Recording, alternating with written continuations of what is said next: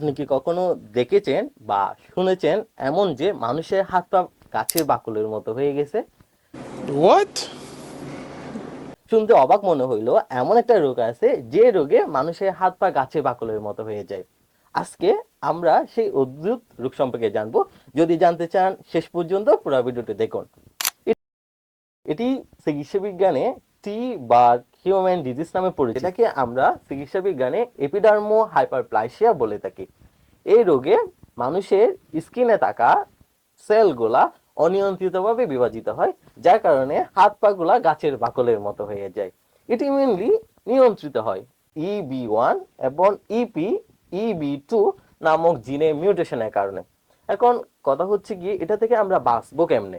এই জিনিসটা যদিও অনেক বিরল এবং অনেক ডেঞ্জারাস, কিন্তু তার চিকিৎসা এখনো পর্যন্ত বের হয় নাই।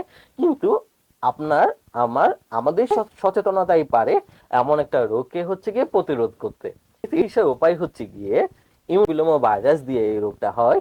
তাইলে আমরা যদি অ্যান্টিভাইরাল থেরাপি নিই বা অ্যান্টিভাইরাল কিছু ওষুধ খাই, ইমিউন থেরাপি নিই, সচেতন থাকি, তাইলে হচ্ছে গিয়ে এই রোগটা সম্পূর্ণভাবে প্রতিরোধ করা সম্ভব।